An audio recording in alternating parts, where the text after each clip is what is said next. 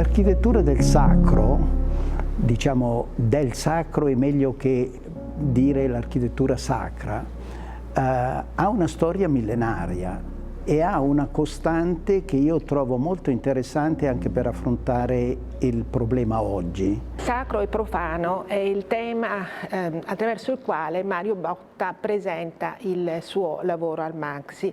11 opere realizzate tra edifici religiosi e edifici civili, ma il tema del sacro è un tema trasversale perché per Botta il tema di fondo è appunto la sacralità dell'atto stesso del costruire. Un lavoro fatto di pochi elementi molto chiari ma che ha un'infinita possibilità di variazione e che dagli anni 70 a oggi ha disegnato una traiettoria forte, coerente, interessante e capace di adattarsi a molti e differenti paesaggi. Il suo costruire, anzi edificare, perché la parola che Mario Botta usa è proprio la parola edificare, perché edificare contiene in sé l'edificazione, contiene in sé la nozione di sacralità. Per Mario Botta sacro è il gesto architettonico.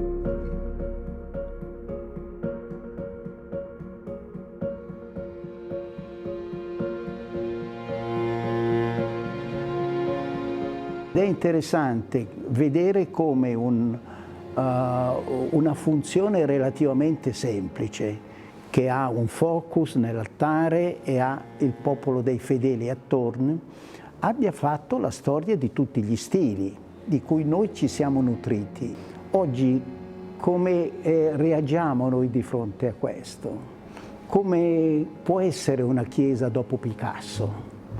E quindi siamo obbligati a fare una serie di pensieri, una serie di ragionamenti che coinvolgono l'essere oggi uomini sulla terra e quindi trovare anche nelle avanguardie artistiche del XX secolo la possibilità di dire qualcosa che sia significativo per i nostri tempi. Siamo avvolti dal profumo del legno di cedro con cui è stato realizzato il padiglione centrale e siamo immersi in una selva di modelli di legno di pregiatissima realizzazione che ci raccontano appunto questa sua idea di architettura profondamente radicata nella natura, nel contesto, profondamente espressione del senso del vivere collettivo che è la cifra appunto più alta della vita umana.